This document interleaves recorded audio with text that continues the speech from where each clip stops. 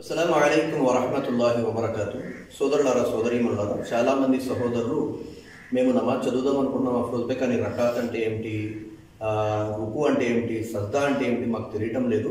ఒక్కసారి ఎప్పుడైనా నమాజ్ చేసి ఒక వీడియో అప్లోడ్ చేయండి అఫ్రోజ్బే అని చెప్పి అడిగారు. దానికోసమే ఇప్పుడు నేను 2 రకాతులు నమాజ్ నేను మీకు చేసి చూపిస్తాను.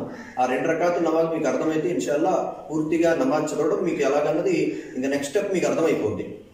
మొట్టమొదట మనం ఏ నమాజ్ చదువుతున్నామో ఆ నమాజ్ సంకల్పం చేయాలండి. ఇప్పుడు ఉదాహరణకి మనం జోహర్ నమాజ్ చదువుతున్నాం అనుకోండి, జోహర్ నమాజ్ సంకల్పం హృదయంలో చేసుకుంటే సరిపోద్ది.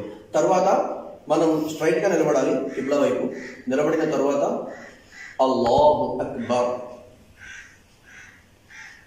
సుబ్హానక అల్లాహుమ్మ వ బిహమ్దిక వ తబారక ఇస్ముక వ తఆలా జద్దుక వ లా ఇలాహా గైరుక أعوذ بالله من الشيطان الرجيم بسم الله الرحمن الرحيم الحمد لله رب العالمين الرحمن الرحيم مالك يوم الدين إياك نعبد وإياك نستعين اهدنا الصراط المستقيم صراط الذين أنعمت عليهم غير المغضوب عليهم ولا الضالين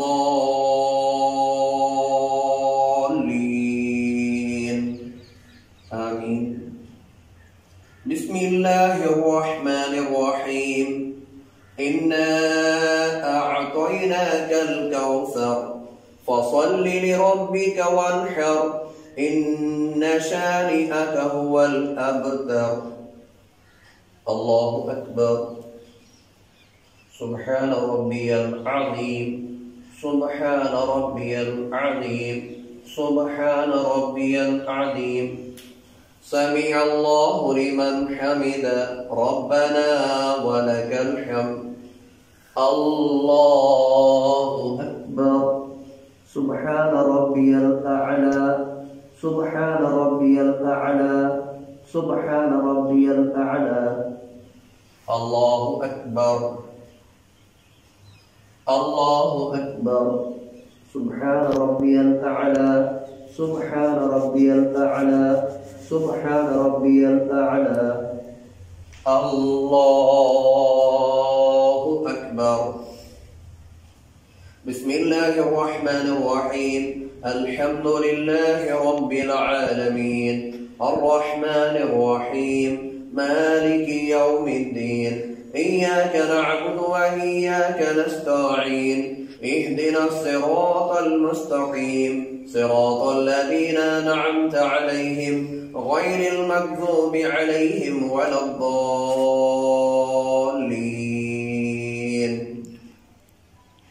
بسم الله الرحمن الرحيم قل هو الله أحد الله الصمد لم يلد ولم يولد ولم يكن له كفوا أحد. الله أكبر. سبحان ربي العظيم سبحان ربي العظيم سبحان ربي العظيم سمع الله لمن حمده ربنا ولك الحمد. الله أكبر. سبحان ربي الأعلى سبحان ربي الأعلى سبحان ربي الأعلى. الله أكبر. الله أكبر.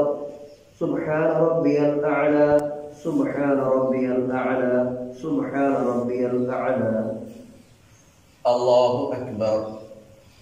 التحيات لله والصلوات والطيبات.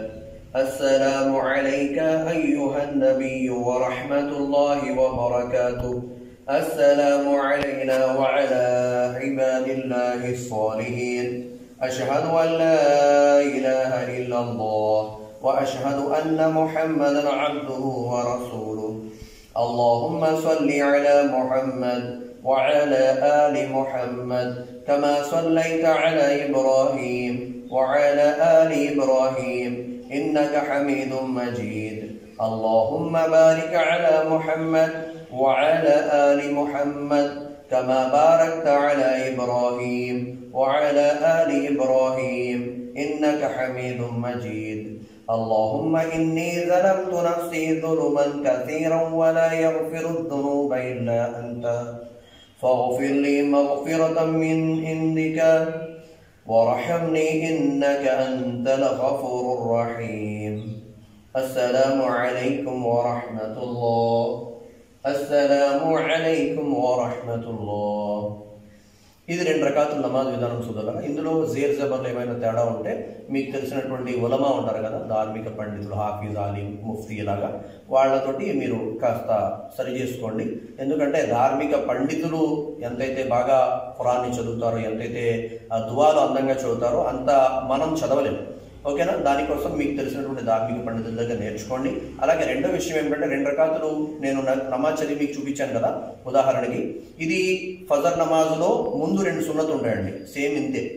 మొదటి సూర అల్హమ్దులిల్లాహ్ ఇన్నా అతైనా, రెండో రకాతులో అల్హమ్దులిల్లాహ్ సూర ఖుల్ హువల్లాహు అహద్ చదివి అత్తహియాతు దరూద్ ఇబ్రాహిం దువాయి మాసూర చదివి కుడివైపు సలాం ఎడవైపు సలాం, అక్కడికి 2 రకాతులు సున్నత్ అయిపోయినట్టే. అయితే ఇందులో నేను రుకు అంటాను కదా అప్పుడప్పుడు బయాన్లో. రుకు అంటే వంగోడం అన్నమాట. వంగున్నాం కదండి, ఆ వంగోడాన్ని రుకు అంటారు. సజ్దా అంటే సాష్టాంగం, దాన్ని సజ్దా అంటారు. సజ్దా ఇక్కడికి అయిపోయింది కదండి. ఇప్పుడు జొహర్ నమాజ్ ఉంది. జొహర్కి ముందు 4 సున్నతులు ఉంటాయి, 4 ఫరజు ఉంటాయి, 2 సున్నతులు ఉంటాయి. ఇప్పుడు 4 సున్నత్ ఎలాగా?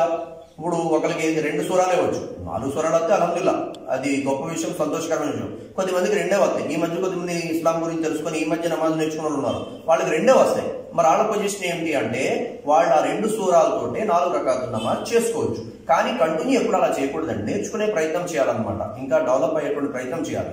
ఓకేనా? మొదటి రకాతులో ఇన్నాతైనా, రెండో రకాతులో కుల్ హువల్లాహు అహద్, మూడో రకాతులో ఇన్నాతైనా, 4వ రకాతులో కుల్ హువల్లాహు అహద్. ఏంటి? జొహర్కి 4 రకాతులు సున్నత్ నమాజులు చదివేటువంటి విధానం. ఇప్పుడు ఫరజ్ నమాజ్ ఉంది, 4 రకాతులు జొహర్ ఫరజ్ చదువుతాం మనం. ఆ ఫరజ్లు ఎలాగా? 2 రకాతుల్లో అల్హమ్దులిల్లాహ్ సూర ఇన్నాతైనా, అల్హమ్దులిల్లాహ్ సూర కుల్ హువల్లాహు అహద్, 2 రకాతులు అయిపోయినాయి కదా. అత్తహియాతు చదువుకొని పైకి లేచిపోతాం. దరూద్ ఇబ్రాహిం దువాయి మాసూర 3 చదవం, ఓన్లీ అత్తహియాతు చదివి పైకి లేచిపోతాం, నిలబడిపోతాం. నిలబడిపోయిన తర్వాత అప్పుడు కేవలం అల్హమ్దులిల్లాహ్ సూర ఒక్కటే చదువుకోవాలి. 3వ రకాతులో కూడా అంతే, 4వ రకాతులో కూడా అంతే. అలా కూర్చుండిపోయి తర్వాత 4వ రకాతులో అత్తహియాతు దరూద్ ఇబ్రాహిం దువాయి మాసూర చదివి అప్పుడు కుడివైపు ఎడమవైపు సలాం చేస్తాం. ఓకేనా? తర్వాత అసర్ నమాజ్ కూడా సేమ్ జొహర్ లాగే, అసర్ నమాజ్ కూడా సేమ్ జొహర్ లాగే. ఫజర్ ముందు 2 రకాతులు సున్నత్ ఎలా చదువుతామో జొహర్ తర్వాత 2 రకాతులు సున్నత్ కూడా సేమ్ అంతే. ఓకేనా? ఇక్కడికి అర్థమైపోయింది కదండి. ఇంకా అసర్ కూడా జొహర్ లాగే, మీకు ఇది అర్థమైంది. మగ్రిబ్ నమాజ్ ఉంటుంది 3 రకాతులు, 3 రకాతులు ఫర్జు, 2 సున్నత్ ఉంటుంది.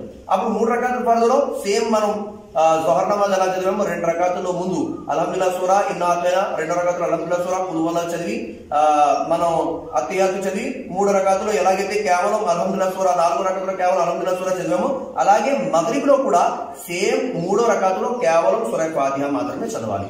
ఆ తర్వాత కూర్చుంటాం, అత్తహియాతు దరూద్ ఇబ్రాహిం దువాయి మాసూర చదివి సలాం చెప్తాం. కానీ బాగా గుర్తుంచుకోండి, ప్రతి 2 రకాతులకి, ఉదాహరణకి జొహరు, అసరు, మగ్రిబు, ఇషా, ఫజర్ అయితే కేవలం 2 రకాతులే, కానీ ప్రతి 2 రకాతులకి అత్తహియాతు మనం చదవాల్సిందే. అత్తహియాతు ప్రతి 2 రకాతులకి చదవాలి. ఓకేనా? అది సున్నత్ నమాజ్ 4 రకాతుల్లోనైనా, తర్వాత ఫరజ్ నమాజ్ 4 రకాతులు 3 రకాతుల్లోనైనా 2 రకాతులకి అత్తహియాతు చదువుకోవాలి కంపల్సరీగా. ఆ తర్వాత మనం 3 రకాతు 4 రకాతు చేసుకోవాలి. ఆ తర్వాత తరావీ నమాజ్ కోసం అడిగారు కొద్దిమంది సోదరులు, తరావీ నమాజ్ మాకు ఎక్కువ సూరాలు రావు అఫ్రోజ్ అని చెప్పి. వాళ్ళకు కూడా ముఫ్తీ ముదస్సిర్ గారు ఈ విషయాలు బాగా మాట్లాడిన ఈ వీడియో చేస్తున్నాను. వాళ్ళకు కూడా అదే ఆ 2 సూరాలతో 20 రకాతులు చదువుకోవచ్చు. ఒకవేళ వాళ్ళకి ఇంకెక్కువ సూరాలు రావంటే, కానీ ప్రయత్నించండి, ఎక్కువ సూరాలు నేర్చుకునేటువంటి ప్రయత్నం చేయండి. అల్లాహ్ తబారక తఆలా మీకు నాకు చెప్పి వినడం కంటే ఆచరించే భాగ్యం ప్రసాదించుగాక. అస్సలాము అలైకుం వరహ్మతుల్లాహి. అల్లాహు అక్బర్. సుబ్హానక అల్లాహుమ్మ బిహమ్దిక తబారక ఇస్ముక వ తఆలా జద్దుక వ లా ఇలాహ గైరుక. అఊదు బిల్లాహి మినష్ షైతానిర్ రజీమ్. బిస్మిల్లాహిర్ రహ్మానిర్ రహీమ్. అల్హమ్దులిల్లాహి రబ్బిల్ ఆలమీన్. అర్రహ్మానిర్ రహీమ్. మాలికి యౌమిద్దీన్. إياك نعبد وإياك نستعين. اهدنا الصراط المستقيم صراط الذين أنعمت عليهم غير المغضوب عليهم ولا الضالين آمين. بسم الله الرحمن الرحيم. إنا أعطيناك الكوثر فصل لربك وانحر إن شانئك هو الأبتر. الله أكبر. سبحان ربي العظيم. سبحان ربي العظيم. سبحان ربي العظيم. سمع الله لمن حمد ربنا لك الحمد. الله أكبر. سبحان ربي الأعلى.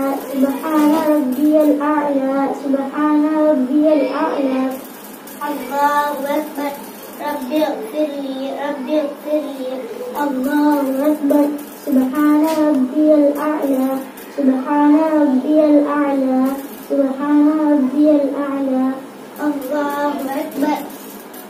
بسم الله الرحمن الرحيم.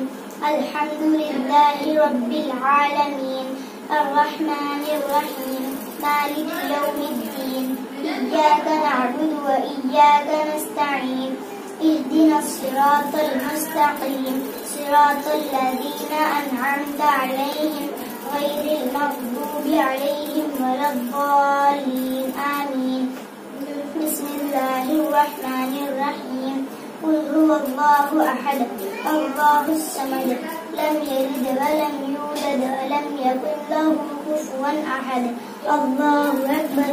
سبحان ربي العظيم. سبحان ربي العظيم. سبحان ربي العظيم. سمع الله لمن حمده ربنا لك الحمد. الله أكبر. سبحان ربي الأعلى. سبحان ربي الأعلى. سبحان ربي الأعلى. الله أكبر. رب اغفر لي. رب اغفر لي. الله أكبر. سبحان ربي الأعلى. سبحان ربي الأعلى. سبحان ربي الأعلى. الله أكبر.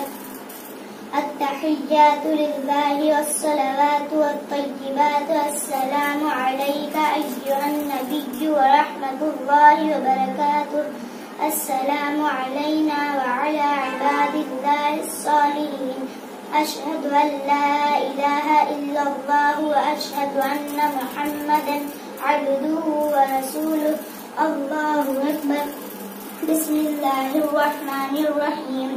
الحمد لله رب العالمين الرحمن الرحيم مالك يوم الدين إياك نعبد وإياك نستعين اهدنا الصراط المستقيم صراط الذين أنعمت عليهم غير المغضوب عليهم ولا الضالين آمين. الله أكبر. سبحان ربي العظيم. سبحان ربي العظيم. سبحان ربي العظيم. سمع الله لمن حمد ربنا لك الحمد. الله أكبر. سبحان ربي الأعلى. سبحان ربي الأعلى. سبحان ربي الأعلى. الله أكبر. رب اغفر لي. رب اغفر لي. الله أكبر. سبحان ربي الأعلى. سبحان ربي الأعلى. سبحان ربي الأعلى. الله أكبر. بسم الله الرحمن الرحيم. الحمد لله رب العالمين الرحمن الرحيم مالك يوم الدين إياك نعبد وإياك نستعين اهدنا الصراط المستقيم صراط الذين أنعمت عليهم غير المغضوب عليهم ولا الضالين آمين. الله أكبر. سبحان ربي العظيم. سبحان ربي العظيم. سبحان ربي العظيم.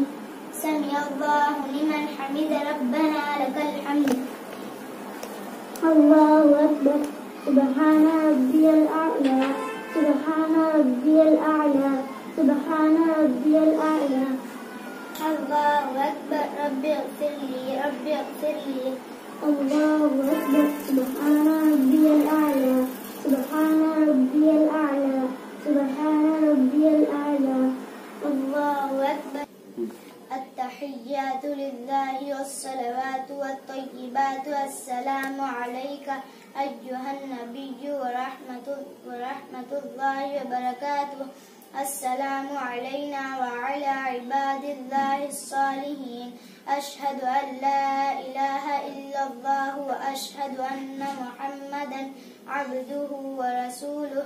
اللهم صل على محمد وعلى آل محمد كما صليت على إبراهيم وعلى آل إبراهيم إنك حميد مجيد اللهم بارك على محمد وعلى آل محمد كما باركت على إبراهيم وعلى آل إبراهيم إنك حميد مجيد اللهم إني ظلمت نفسي ظلما كثيرا ولا يغفر الذنوب إلا أنت فاغفر لي مغفرة من عندك وارحمني إنك أنت الغفور الرحيم السلام عليكم ورحمة الله السلام عليكم ورحمة الله అస్సలాము అలైకుం వరహమతుల్లాహి వబర్కాతుహు. సోదరులారా సోదరీమణులారా, మీ అందరితో విన్నపం ఏమిటంటే కేవలం రమజాన్ నెలలో మాత్రమే లేదా ఒక ప్రత్యేకమైనటువంటి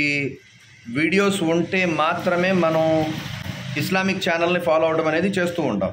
కానీ మనం ఎప్పుడైతే ఇస్లాంని బాగా తెలుసుకోవాలి, బాగా నేర్చుకోవాలి, ఇస్లాం ప్రకారంగా ఆచరించాలి అనుకుంటామో అప్పుడు మనం కంటిన్యూగా ఒక ఛానల్ని ఫాలో అవుతూ ఉంటే, వారితో మన సంబంధాన్ని దృఢపరుచుకుంటే అప్పుడు మనకి ఇస్లాం మీద బాగా అవగాహన వస్తుంది. అదేవిధంగా ఇస్లాం మీద ఇంకా ఆచరించడానికి అవకాశం కూడా మనకి లభిస్తుంది. దానికోసమే మీ అందరితో నా యొక్క విన్నపం ఏమిటంటే మన తెలుగు ఇస్లాం యూట్యూబ్ ఛానల్ని కేవలం రంజాన్లోనే కాకుండా ఇతర నెలల్లో కూడా ఫాలో అయ్యేటువంటి ప్రయత్నం చేయండి. అదేవిధంగా మాకు కూడా బాగా దగ్గర అవుతారు. మీకు ఇస్లాం గురించి ఏ అనుమానాలున్నా మాతో మీరు డైరెక్ట్గా వాట్సాప్లో మాట్లాడి అడిగి తెలుసుకోవచ్చు. జజాకుముల్లాహు ఖైరా. అస్సలాము అలైకుం వరహమతుల్లాహి వబర్కాతుహు. సోదరులారా సోదరీమణులారా, సర్వసాధారణంగా మన ముస్లిం సోదరులు సోదరీమణులు కూడా చికెన్ ఆవకాయ తిందామని చెప్పి అనుకుంటారు. కానీ హలాల్ దొరుకుతుందో లేదో అనేటువంటి ఒక అనుమానంతో తినడానికి ధైర్యం చేయరు. కానీ ఇప్పుడు అల్హమ్దులిల్లా హలాల్ చికెన్ ఆవకాయ మీకోసం. మీలో ఎవరైనా మీ ఇంటి వరకు మా ఇంటి చికెన్ ఆవకాయని రప్పించుకోవాలనుకుంటే స్క్రీన్ మీద ఇచ్చే నెంబర్లకి కాంటాక్ట్ చేయండి. జజాకుముల్లాహు ఖైరా. మన ఛానల్లో వీడియోస్ చూసే మీ అందరికీ నా యొక్క ఒక రిక్వెస్ట్ ఏమిటి అంటే తప్పకుండా మన వీడియోస్ని లైక్ చేయండి. మీరు లైక్ చేయటం వల్ల ఏమవుతుంది అంటే యూట్యూబ్ మన వీడియోస్ని ఇంకా ఎక్కువ ప్రజలకు చూపిస్తుంది అన్నమాట. తర్వాత మీకు ఇంకా నచ్చిందనుకోండి కాస్త కామెంట్ చేయండి, మాషా అల్లా, సుబ్హానల్లా, జజాకుముల్లా అని చెప్పి. ఇంకా నచ్చిందనుకోండి తప్పకుండా మన ఛానల్ని సబ్స్క్రైబ్ చేసుకోండి, వీడియోస్ షేర్ చేయండి. జజాకుముల్లా.